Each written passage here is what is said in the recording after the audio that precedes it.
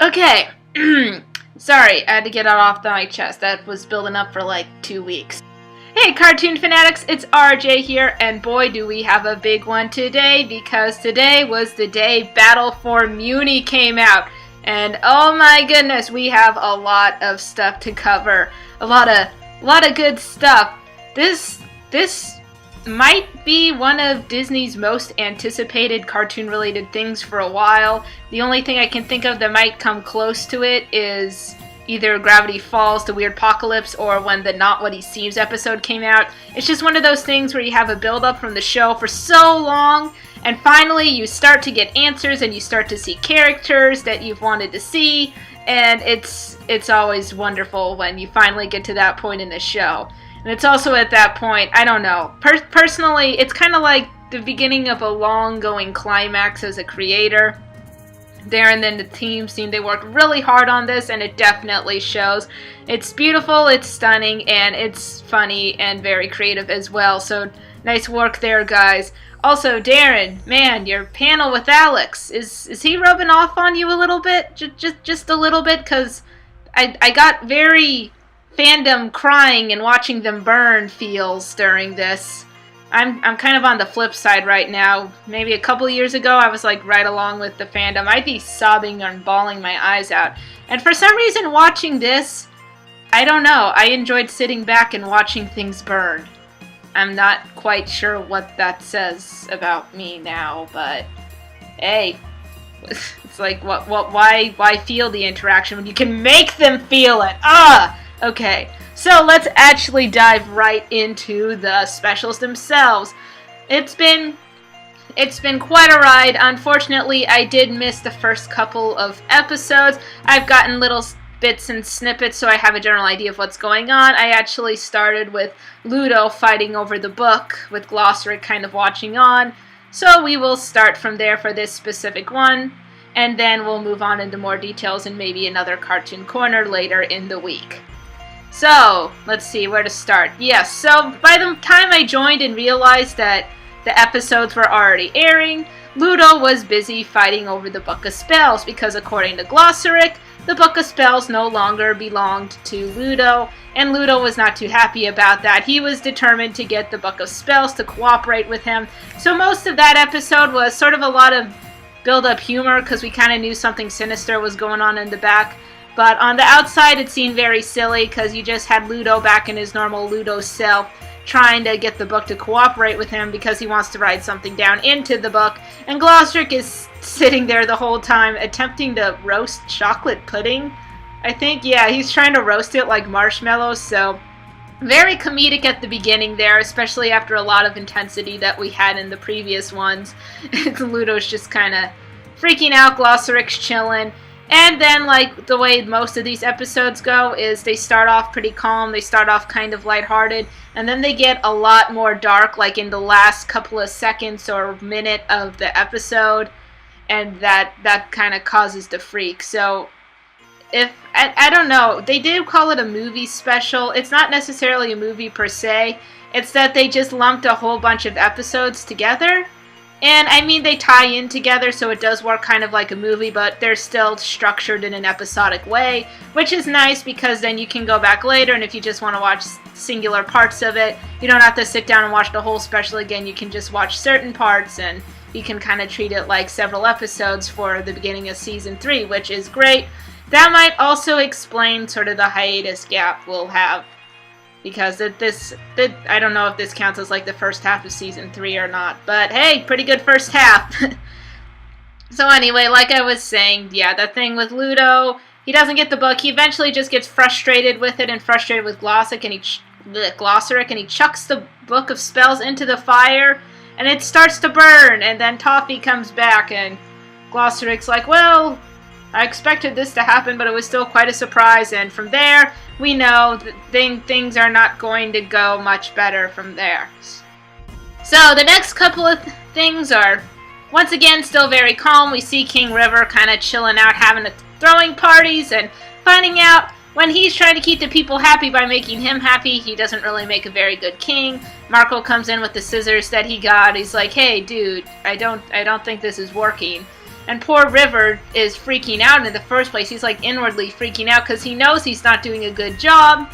And he also knows that Moon anticipates that she and Star are not going to be coming back for a long time because he shows this basically giant wall of outfits Moon laid out for him for every day that she's gone, which is a sign that she was planning to maybe not even ever come back for several months or years. So that's pretty scary for someone that doesn't actually know what's going on, to see that your beloved has just put all this out. It's like, hey, I'm leaving. I don't know when I'll be back. Don't anticipate seeing me for the next couple of years. Bye. Yeah, that can be pretty daunting. Poor River, man. But he does eventually get rid of just kind of this monster that was slightly confused by the party hand gestures. And that kind of little basic quarrel gets sorted out, and everyone's like, yeah, King River can do this. And then the last 2 seconds of that's when Ludo and his rats attack, and it pretty much goes from there. Goes into an all-out battle. We don't see sort of the takeover, but it's shown that with all the rats, it's pretty much just complete takeover. The next thing we see is Marco and River in the dungeons. They're trying to escape. Marco manages to escape. He finds the minstrel guy, the one that the guy from Fallout Boy voices him, and he's got a couple other minstrel friends, and they're kind of arguing like the YouTube comment section, like, oh yeah, we know things are bad, but I mean, we can't get along to really do anything about it. And Marco gets them all together. They do manage to get the key to help King River escape, but River's like, nah, I'm good. I gotta stay here because I don't know what else there is for me. And, well, once again, the middle episodes, they seem kind of silly-ish. They were sort of suspenseful, but the real drama, oh man. The real drama comes within the next several episodes, because it gets pretty intense. Star, she finally gets in on Ludo, takes him down, and she wants to find out where everything is. Ludo's kind of fed up with things. The only spell he knows is Levitato, and he's pretty much levitated everyone into the sky, including King River. Star's not too happy about that, but she's not too concerned about Ludo and his antics. She calls like Levitato Levipotato or whatever. She's more concerned that Toffee is inside the wands. And dutifully so, because Toffee's really the main antagonist here. Poor Ludo thinks this is all about him until Star explains that Toffee's still alive, he's in your wand, and from there, Ludo allows Star, like, look, do whatever it takes to get him out, and then I can rule by myself without his help. So Star, this was kind of anticipated, but she uses the Whispering spell, which will take out the wand, and then she probably figured once it explodes, she can get to Toffee somehow, where then he'll be destroyed along with the wands. So she does the Whispering spell, and Moon gets there in time with Marco to witness it. Oh, and we also have Buff Frog. I knew I was forgetting something, because once again, that was one of those middle episodes where we have a little bit of a conversation between Buff Frog and Moon, who learn to sort of set aside their differences at being against humans and monsters to realize they're both parents. They're both just trying to do what's best for their children. So that was a sweet moment between them. Not really much to report in that episode. Like I said, the middle ones are just kind of build up to this moment where Star uses the Whispering spell, destroys the wands, and then she gets trapped inside them with Toffee. And that was creepy. That black sludge in that one concept art picture that was used for a poster, I don't think anyone got that until this moment. Basically, the magic in the wand is supposed to be this bright yellow for Star, and it was just complete sludge because Toffee had been in there wrecking the whole thing. So we have like this Toffee sludge creature come out and attack Star and pretty much bargain Moon for his finger back. So he does get his finger back, which, I don't know, that seemed kind of anticlimactic, but he got his finger back, and from there, he kind of just reforms and spits Ludo out. There are a lot of gross moments in the end of this. That's why I wonder, man. It's a kid's show, you know, like Gravity Falls is a kid's show. Look at all these kid-friendly images. How could you say no to that? But yeah, there was a moment there where pretty much Toffee completely reforms and he just demolishes Moon. She tries to use the dark spell again. It totally does not work. and Toffee just walks away, and they're all crying. Moon's crying, Marco's crying. He tries punching Toffee, but he just regenerates, and he pretty much goes, nope, Star's gone, have a good life. And he just leaves everyone there sobbing. Like, man, nice work, Dexter Lizard. You really wrecked them apart there. And in the last episode, we're working on the last episode here of the movie section. Star, she looks like she might actually be dead. People are freaking out. She meets up with Glossaric in, like, the pit of magic darkness, and she's freaking out. It's like, oh my gosh, if you're here, then you're dead, and I'm dead, and Glossaric's just kind of doing his Glossaric thing, like, yep, just give up. Yep, nothing to do here. There's nothing you can do at all. And Star's like, no, wait a second, you're messing with me, because this is what you do, so I'm going to try and dip down and get it done. And we saw the dip down before at the beginning of Season 2, where she dipped down to unlock the closet that Marco was in when he was about to read her diary. And this is like a whole different set of dip down. This leads to what I personally think whoever works on the character designs for this show, you guys must work super hard, and I hope you get all the credit for what you do, because these designs at the end of this were pretty sweet. We see Star's actual butterfly Mewni form, which was really cool because we had seen moons before, and now we see stars, and she's pretty much like a ball of sunlight, or, like a shooting star. I was really trying hard to refrain from using that joke. But she does that. She reforms the wand. The wand's brand new. It is not what any of us anticipated it to be. I know some people were working on, based on sort of that quick image we got in the opening credits scene, trying to figure out what her wand may look like. But I don't think anyone predicted the design that it is now. It's kind of like a mix of the wand she had in the first season, except fully upgraded. So that leads me to think the design, I did like the design of the wand in the second season, but that must be just the way it looks like when only half of it is there. So the Star's wand design in the first season, that's what it looks like when all the pieces are together. And now this is like an official upgrade. I don't know if they'll change the wand after that. It might change, it might not, but it was pretty sweet to see, and Star just kind of emerges in this giant ball of light and just bashes Toffee to this grinding pulp. Again, for kids! Those end images of Toffee. Definitely for children! You see the skeleton? That's for children! And Ludo participates in the end just by smashing a pillar on Toffee. And everyone's like, well, is he gone now? And Buffrog's like, yeah, he has to be gone. It's over. He's dead. Now, based on what we know of Toffee, it is highly unlikely that he is actually for good gone.